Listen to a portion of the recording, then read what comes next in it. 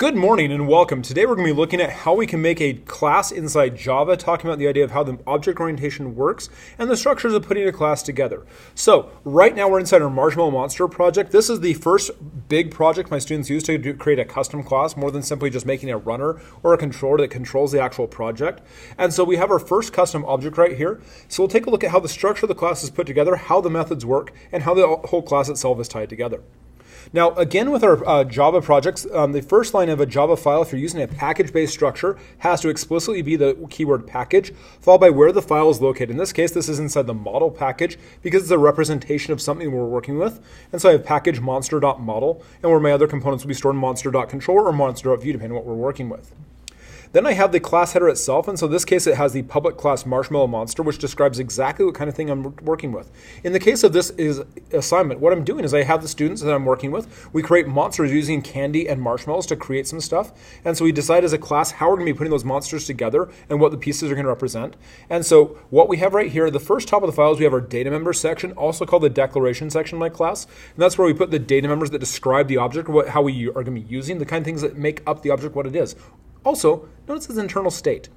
And so in this case, I have right here, as you can see, I have an appendage count, an intent amount, eye count, has moles, mouth count, button count, and name. Now, if you take a look at this, I have over in comments to the right of that, I say they're pretzels, red vines, M&Ms, lemon heads, red hots, and candy corn. These are the different candy pieces we use to customize this and put it all together so we can make that happen. Now, you can use any different kind of candy or structure you want with this, or if you don't have access to using candy, put together cute little monsters by using those cute little puffy fuzz balls you get at the craft section of the store. Do some fun stuff with that as well. I have a couple great friends in Texas who did some great projects with that this year.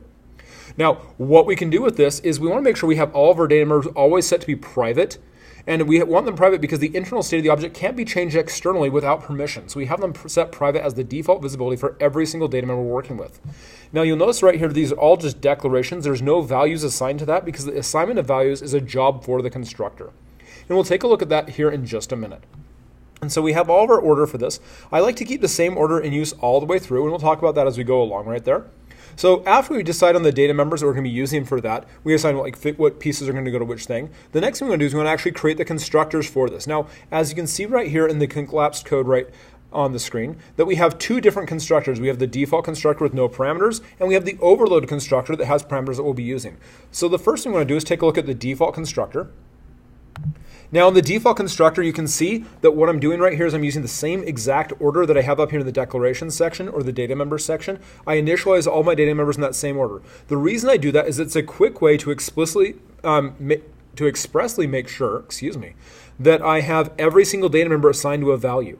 And when I'm using a default constructor, I want to make sure that the values that are in the default constructor are explicitly known that they're default, because a data member in Java has an automatic value assigned to it. So variables automatically get their own value, but sometimes those automatic values might be customizable, or I want to make sure they're correct.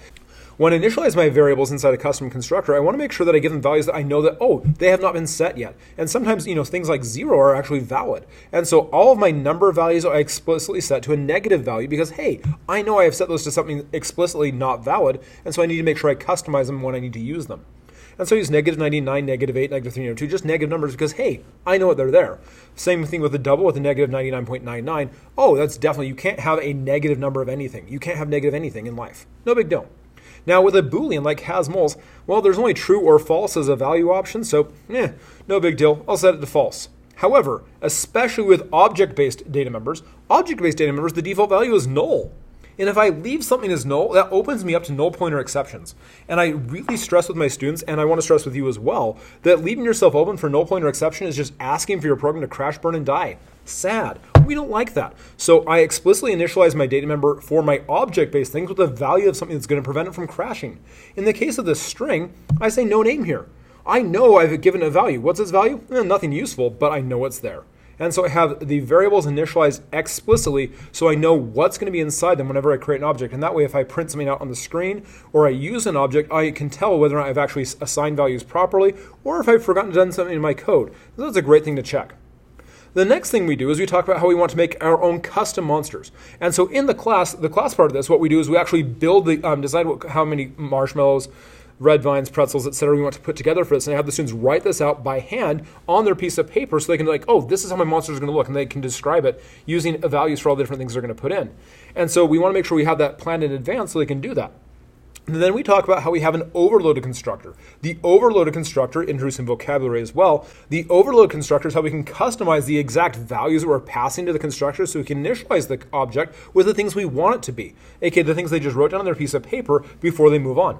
And so our overload constructor right here, as you can see, I've got this set up so it has multiple lines, and I talk again about how Java allows us to have things, extra white space. We can have this spread over multiple lines. It won't make a problem with it. It makes this very easy to read, so I can see all these different pieces. You could even have this as one giant, huge line, but that doesn't fit in the screen. It's really hard to work with students on that. So I like to put it together so it's easy to read.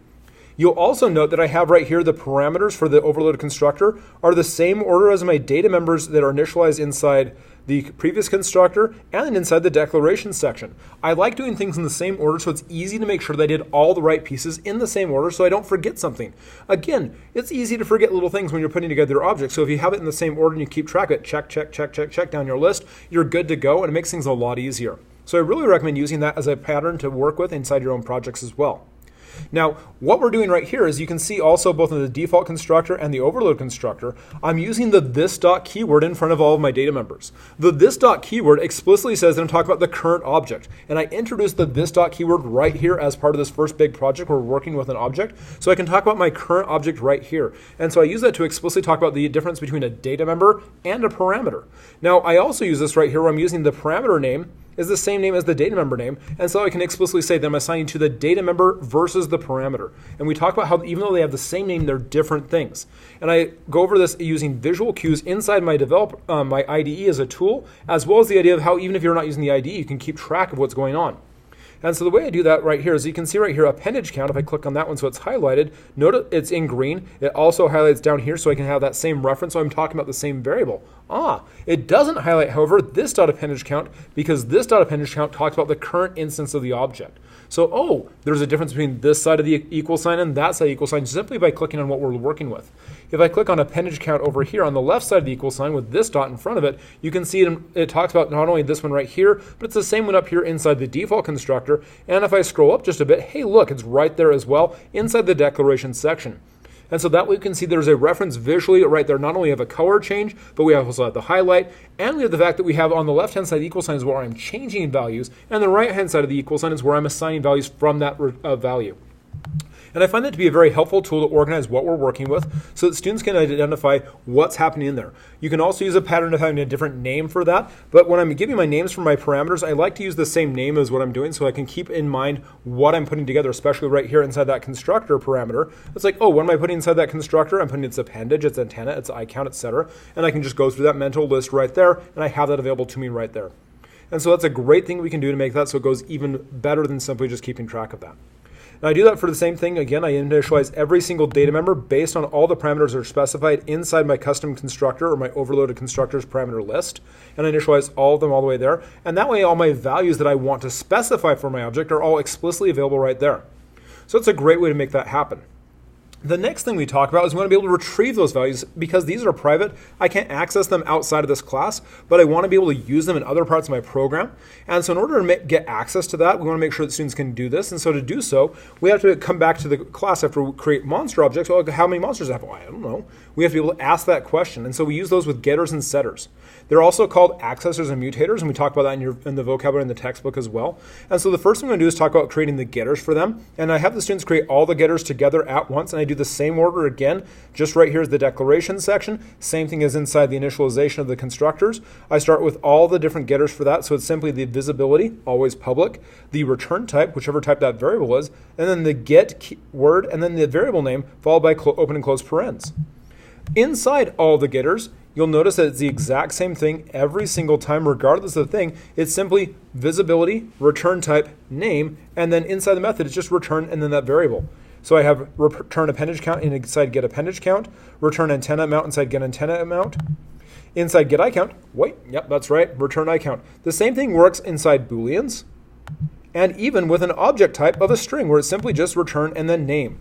So it's always simply just the return type of that data member with get in front of its name, and then return name right there. Not a lot of work to do, but those are always the same thing. And again, to keep it easy, I have them in the same exact order going boom, boom, boom, boom, boom. And I practice this writing with the students, so this is something they're going to be doing on a regular basis. And anytime you want to retrieve a value for a private data member, you need to have a public getter. Now, as we go on to build more complex and advanced objects, not everything is going to need to get a getter, because sometimes some private data you don't need to ever share with anyone. But at the first couple of projects, we always want to be able to retrieve those values, and so we make getters for everything to start off with that. Now, getting values is wonderful. I can retrieve values and print them up on the screen, put it on a system.println, we're good to go. But we also want to make it so that we have some customization and interaction with our objects. And so when we use the idea of a scanner object, or you're finding some way to, like, say, a JOP Champagne to talk to and interact with the user, we also want to be able to change those values. And in order to change those values, we have to make setters or mutator methods. And the setter or mutator methods all have the same structure as well. And so again, we do the same order sequence where we make every variable has its own setter for it. We do the same order as the declaration section. And a setter, all setter types are void for the return type. So it's keyword public, then the keyword void, because they all return nothing back. They simply just execute, they're done. The word set, and then the variable name. But as a parameter, it's always whatever the same name as the parameter is as a data member. So in this case, int appendage count. And then just like in the constructor, it's this.appendage count equals appendage count. This.antenna amount equals antenna amount. And so I can explicitly initialize the data member on the left-hand side from the parameter on the right-hand side. And we talk about how the fact that the equal sign is a replacement tool, so whatever's on the right-hand side replaces what's over on the left-hand side. And we use that as an option to go through and explicitly understand that whenever I use this right here, I'm changing the values for this. And so that's why they're called setters, because you're setting a value inside there, or they're, in a more fancy term, a mutator, where it changes the value that's inside it. And so we've gone through, we've created getters and setters, and those are pretty easy. But we also want to have a way to get more information about the object as a whole. And the way we get information about object as a whole is with our toString method. And everything that I write with my students inside the model package needs to have a toString. And a toString method is just a method that all objects possess. If you don't override it, however, if you don't override that method, you're going to get just the package name, an @ sign, and some gobbledygook that's just the hash code.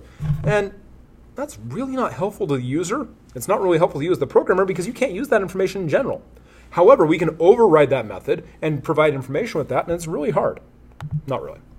So the way we override the method is we have a public method that's of string type called toString, and I use a description of that. So I always call it description because it's explaining what it is. And so string description equals, then hi, I am in this case, monster, and my name is, and I use a data member right there. And as I get more complex objects, I'll add more details to that description using the other data members like that. This can even have a calculated value, doing some really cool stuff to describe what's going on inside the object at that current state. Wonderful way to do a lot of things.